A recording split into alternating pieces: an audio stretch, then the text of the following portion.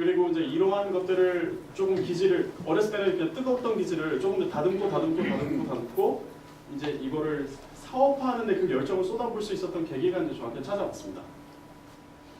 뭐 위기가 기회라는 얘기를 많이 다들 아시는 단어이죠. 다른 말인데 위기가 한번 찾아온 게 1998년도 때 IMF 외환위기 때 아버지가 다니던 회사, 아까 말씀드렸던 건설회사가 부도가 아니고요. 정부에서 이제 퇴출 기업 선정이 돼서 그냥 청산 절차를 거쳐서 없어졌습니다.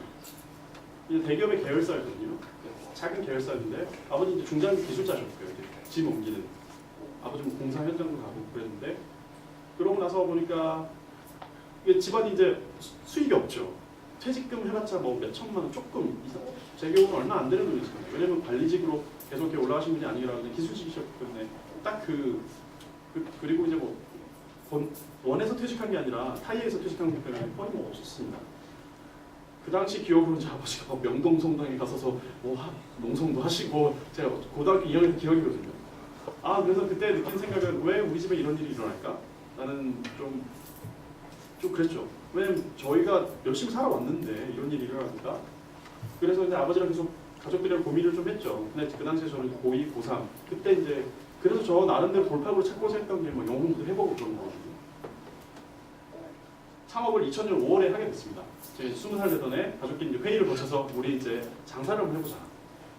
왜냐면 건설 경기도 너무 안 좋아서 아버지가 뭐 건설업에 다시 들어가기도 쉽지 않았거든요. 이제 연세도 있으시고. 근데 아버지가 음식하는 거 좋아하셔서 그러면 우리 피자 사업을 해보면 어떻겠냐. 근데 이 결정 내기 전에 짜장면 사업, 뭐 분식집 여러 가지 고민해봤는데 피자집 아들이 그래도 제일 낫지 않겠냐. 짜장면집 아들보다 피자집 아들이 좀 낫잖아요. 뭐 짜장면 무시하는 건 아니지만 짜장면 그 그릇도 찾아오기 번거롭거든요. 제가 이걸 들고 나르는 것보다 피자 가방 드는 게 더 낫다. 네, 그렇게 생각했습니다. 그래서 피자에 대해서 아무것도 몰랐고요. 제가 시켜 먹었던 피자인데 어머니 아버지가 조금 배우기 시작하시고 저는 처음에 이제 배달부터 시작하고 빵 펴기 시작하고 도를 갖고서 표를 보여줬었는데요. 그다음에 토핑하기 시작하고 그다음에 이제 제가 브랜딩 전략을 짜기 시작했던 경험을 이제 피자 사업을 하게 되면서 이게 프랜차이즈가 아니라 저희가 만든 브랜드거든요. 그러니까 맨땅에 헤딩할 수밖에 없었으니까 책 찾아서 읽고 뭐 브랜딩이 뭔가 찾아서 읽고 포지셔닝이 뭔가 읽고 소비자 뭐 세일즈 책 읽고 저한테는 테스트할 수 있는 무대였습니다. 그 위기였지만 이게 기회가 됐던 게 그냥 제가 해볼 수 있는 마음대로였거든요. 처음에는 전단지도 다 맡기다가 나중에 이제 제가 디자인을 하기 시작했죠. 왜냐면 마음에 안 드니까. 그렇게 하다 뭐 이것저것 해다 보니까 아 이렇게 하니까 손님들이 나한테 돈을 지불하니까 좋아한다고 얘기하는구나, 고맙다고 얘기하는구나. 근데 손님들이 고맙습니다라고 얘기하는 게 너무 기분이 좋았습니다. 그래서 어떻게 하면 그걸 더 많이 더 자주 들을 수 있을까 고민을 많이 했고요. 이때 느꼈던 게 이제 안정적인 게 더 위험하다는 걸 느꼈습니다. 저희 가족인데 저희 남동생이 하나 더 있습니다. 동생은 일찍 털고 나가서 지금 6년째 르노 삼성에서 자동차 영업을 하고 있습니다. 그 친구 선택이 빨랐죠. 네. 저는 이제 큰아들이기도 하고 그러니까 책임감도 있고 해서 지금 11년째, 10년째 저희 가게는 운영되고 있거든요. 저희 어머니 아버지시고요. 아까 김종태님이 말씀하셨던 것 같은 일이 한번 저한테 또 일어났었는데요. 다양한 시도를 많이 했습니다. 근데 제 이야기가 나름 그래도 다른 사람들에게 알려지면 되게 가치 있을 거라고 생각을 했거든요. 스토리는 다른 사람에게 도움이 된다고 하셨잖아요. 그래서 이 기사가 나오기 전에 제가 군 제대하고 나서 이메일을 쭉 썼습니다. 안녕하세요 누구누구 기자님. 저는 모두 어머니 아버지랑 같이 가게를 운영하고 있는 뭐 염지용입니다. 저희 가게는요 첫 번째, 두 번째, 세 번째 아까 그 중학생 같았을 거예요. 초등학생. 그래서 기자들 이메일을 싹 다 모았습니다. 신문을 다 사서. 경제 부분 기자들한테 거기 이메일 주소가 있었거든요. 옛날에 이메일 주소가 없다가 2000년도 초중반부터 이메일 주소가 생기기 시작했습니다. 거기다 이제 다 보냈죠. 이름만 바꿔서. 다 연락이 없더라고요. 다 모든 메이저 언론사가 연락이 없었습니다. 그러고 있다가 한 몇 주 정도 지났을 때 한겨레 신문에서 연락이 왔어요. 이영숙 기자님이라고 지금은 한겨레 경제연구소에 계신 분이거든요. 그분이 저한테 관심 잘 읽었습니다. 창업 전문가 기자와 사진 기자와 일정 조정해서 찾아뵙겠습니다. 깜짝 놀랐습니다. 와, 내 이야기에 관심을 가진 사람 한 명 있었구나. 완전 좌절 모드였다가 뜬 거죠. 네, 세 분이 오셨어요. 지금 되게 유명하신 창업 전문가 한 분이랑 세 분이 오셔서 아버지랑 어머니랑 말씀 나눈 게 아니고요. 저랑 얘기를 나눴습니다. 지금까지 해왔던 것들에 대해서. 그래서 3분의 1단짜리 이만한 기사가 하나 났어요. 아직도 그 신문들이 다 받고 있거든요. 그리고 나서 그것들을 보고 이제 방송에서 연락이 오고 신문에서 연락이 오고 잡지사에는 제가 그 신문 갖고 가고 피자 갖고 가고. 왜냐면 전 24살이었기 때문에 무서운 게 없었거든요. 어른들이 만약에 갖고 갔으면 이거 뭐 뇌물인가라고 생각했지만 24살이 피자 들고 아 이거 드셔보세요 막 이렇게 들이대면요 그냥 애기입니다. 귀엽게 생각해서요. 장벽이 없기 때문에 대학생이기 때문에. 그래서 그때는 피자도 많이 싫어주시고 저희 이때는 이제 피자 시장에서 재패할 줄 알았는데 지금 이제 피자 사업은 은퇴를 하고 은퇴 선언을 하고 제1을 하고 있거든요. 아 제가 갖고 있는 강점이라는 게 이걸 스토리로 만들어 다른 사람한테 알려주고 방송에서도 이렇게 방송 너무 재밌거든요. 얘기하는 거구나라는 것들을 깨닫게 됐고 계속해서 더 어떻게 하면 전 또 소비자들이 관심 가질까도 중요시 생각했지만 어떻게 하면 이거 기자들이 관심을 가질까 생각했거든요. 왜냐하면 기자들이 관심을 가질 만한 이슈는 대중에게 널리 퍼뜨릴 만한 이슈이기 때문에 기자들이 더 예민한 사람들이 잡는 거라고 생각을 해서요. 오시면 이제 PD님, 작가님들과 관계를 잘 유지하고 그렇게 해서 계속 뭐 새로운 이슈 없냐라고 계속 물어볼 정도로 이렇게 했습니다. 그래서 이제 가격 매출도 올라가고 이때 가맹점도 처음 냈거든요.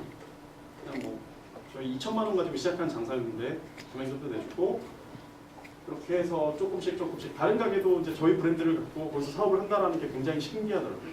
그 가족에게 어떻게 보면은 지금까지 만들어놨던 수익 모델 시스템을 넘겨주는 거니까 국제가 가능한 시스템이 되겠구나. 근데 아직까지 가맹점이 많지는 않습니다. 지금 현재 가맹점은 2곳이고요. 한 곳은 지금 이름을 바꿨는데 고등학교 친구들이 2명이 창업을 해서 지금 5년째 하고 있습니다. 지금 이제 그 친구들 이름으로 가맹 계약 기간 끝나고 자기네 이름을 하고 싶다고 해서 그 친구 이렇게 다 잘 살고 뭐 장사하면서 결혼도 하고 친구 잘 만나야 됩니다. 그래서 계속 알리는 거죠. 여기 보시면 정답으로 토핑한 퀴즈 한 판. 이게 계속 다 제 테마는 아이디 모든 게 피자 썰레고 다 피자거든요. 저는 이제 피자로 다 모여서 저는 이제 피자였습니다. 학교 다닐 때 선배들이 저 부를 때 야 피자. 다 피자입니다. 저는 피자 썰레고. 이때 저 1등 했는데요. 시청률이 한 12% 정도 나왔으니까 제가 피자 얘기를 한 500만 명한테는 한 몇 분 동안 집중적으로 할 수 있었던 거죠. 이거는 당장 이번 주말에 오늘은 다음 주 일요일 날 오후 2시 신관 공개를 가시면 예신 보실 수 있습니다. 거기서 원하는 건 뭐냐면요. 퀴즈 잘 맞추는 사람, 퀴즈 오타쿠를 원하는 게 아닙니다. 퀴즈 오타쿠를 원하는 게 아니라 스토리를 다 물어보거든요. 뒷면에 이제 쓰거든요. 재미있는 이야기를 한번 써주세요. 인생에 주목할 만한 이야기죠. 그거 보고 결정하는 거거든요. 출연 여부는. 네, 퀴즈 실력은 별로 중요하지 않습니다. 그거 생각하시면 누구나 도전할 수 있는 것입니다. 그래서 저는 친구들 식장 갈 때 나름 열심히 피자를 배달을 했고요. 이렇게 많은 사람들을 만났습니다. 왜냐하면 소비자들이 엄청 많으니까요. 그리고 직접 집 안까지 들어가 볼 수 있는 경험을 했거든요. 방판 용어죠, 저는. 방판으로 집 안까지 들어가서 현관도 볼 수 있고 예를 들어서 이런 아이가 인사를 잘하면 그 부모님도 되게 예의 바르시고요. 그냥 본 듯 만 듯 이렇게 하고 인사도 안 하는 집은 다들 성격이 비슷하시더라고요. 집안 성격이. 네. 그래서 가정교육의 중요성도 깨닫게 됐고요. 집안도 깨끗하게 해놓으시면 더 좋습니다. 그 배달하시는 분은 다 평가하거든요. 또 가고 싶은 데가 있습니다. 분명. 그래서 새로운 것들을 보기 시작했고 그 중에 이제 제가 처음으로 이런 소셜의 의미를 갖고 있는 사회적 프로젝트를 진행했던 게 이 동전에 관련된 건데요. 한 중학생 손님이 제가 피자 배달을 했는데 피자를 건네드렸더니 저한테 까만 봉지에 동전을 주시면서 저 동전 드려도 되나요? 그러시더라고요. 저한테 허락을 구하는 거죠. 지불에 허락을 구해보신 적 뭐 예를 들어서 카드 안 될 것 같은 가게 카드 되냐고 물어보신 적이 있겠지만 동전을 왜 저 손님은 나한테 동전 계산하는데 미안하다고 했고 동전을 써도 되냐고 물어봤을 때 이상했어요. 왜냐면 그냥 주시면 저 감사히 받고 그냥 가면 되는 거거든요. 맛있게 드세요. 그래서 저 손님은 만약에 다음에 또 동전을 계산할 때 또 미안하다고 하겠구나. 그때는 생각을 이걸 어떻게 하면 편하게 쓰게 만들까? 고민을 하다가 이제 보니까 이제 솔루션을 쉬었습니다. 고객 여러분의 동전 사용을 환영합니다. 저희가 환영하는지 얘기를 안 하니까 모르는 거죠. 뭐 좋아한다고 얘기를 해야 아는 거죠. 그다음부터는 이제 자연스럽게 동전을 쓰시는 분들이 많아지기 시작했어요. 왜냐면 그 동네, 저희 동네에서는 동전 받는다고 환영한다고 얘기하는 집은 저희 집밖에 없거든요. 그래서 이렇게 쓰기 시작하셨고 어떤 집 가면은 제 손 좀 주세요. 여기다 이렇게 딱 쏟아주시는 분도 있고요. 동전 말아가지고 종이에서 이렇게 써서 주신 분 있고 봉투에 딱딱딱 담아서 몇 곱하기 얼마, 몇 곱하기 얼마 쭉 밑에 긋고 합계 얼마 써주시는 나름 고객들 수학 교육 드시는 거고요. 어떤 집 가면 동전이 이렇게 쭉 쌓여있거든요. 눈으로 확인하고 가져가요. 계산 과정에 있어서 저는 피자 사업이 사실은 소비자 교육 사업이라고 생각했거든요.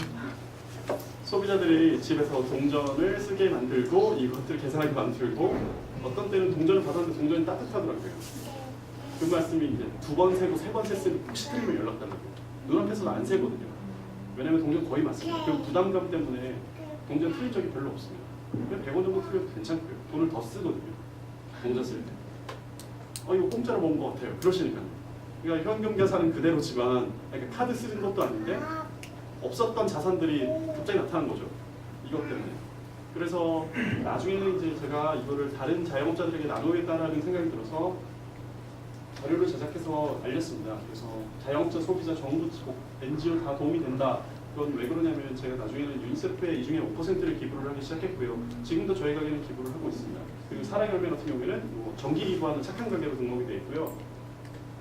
그래서 이게 4개를 해놓은 거는 자영업자들, 저희는 유니세프에 기부하지만 다른 데서는 예를 들어서 월드비전에 기부하고 싶은 데들은 있고 이 정보들이 사실 작은 가게 자영업자까지 잘 가기 쉽지 않거든요. 그래서 저는 제가 알고 있는 다른 작은 자영업자들, 저는 이게 경쟁 전략의 경쟁 우위 전략은 아니었거든요. 크게 봤을 땐 경쟁 우위 전략일 수도 있겠지만 이 아이디어를 나눠서 이 파이가 커지면 저희 가게의 브랜드 인지도나 유명세는 커질 수 있기 때문에 직접 이때 다 찾아가서 담당자를 만났습니다. 저보고 사랑의 열매 같은 데서는 모금 전문가시라고 그러시더라고요. 되게 기분이 좋았습니다. 모금 전략이니까요. 그래서 저는 이제 작은 가게들이 이러한 시민단체에 모금 대행처가 될 수 있다고 보거든요. 직접 갖다 주는 것도 좋겠지만 한번 소비를 함으로써 화폐가 돌고 그 중에 일부를 기부하도록 유도를 하면 동전의 기능은 사실은 기부가 먼저는 아니거든요. 근데 요새는 약간 기부가 먼저인 것처럼 그게 아니라 소비가 더 먼저 일어나야 된다고 생각하는 게 제가 주장하는 바입니다. 지금은 조금 이제 한 40-50군데 정도 가게가 같이 이런 스티커를 공유하고 있고요. 지금 잠깐 멈추고 있는데요. 올 하반기부터는 더 확대를 할 수 있지 않을까라는 기대를 갖고 있습니다. 그래서 제가 전하고자 하는 메시지는 이제는 저금통이 광고에도 절약의 메시지로 쓰이면 안 된다고 생각합니다. 이런 얘기 잘 안 들어보셨어요? 절약 이벤트 하면 맨날 저금통 그림 나옵니다. 신문에도 그렇고 광고에도 그렇고. 근데 그거는 결국은 어떻게 보면 저금통 사이즈가 커지면 커질수록 그 안에 들어가서 나오는 시간이 더 오래 걸리거든요. 그러면 결국은 국가 경제는 안 좋습니다. 오히려 컵이 저금통이 돼야 된다고 생각합니다. 언제든지 쓸 수 있는 저금통을 써야 된다. 그래서 계획은 나중에 이런 돼지 저금통을 절약의 의미로 쓰는 회사를 소송을 걸거나 소송 돈 받는 게 아니고요. 그냥 이슈만 만드는 거죠. 그래서 광고 문화에서 이런 것들을 좀 빼고 오히려 오픈된 저금통을 써야 된다. 경제학들한테 얘기하면 아마 맞다고 합니다. 저는 경제는 쉽시 맞았지만 이런 제 생활에서는 얻을 수 있었거든요.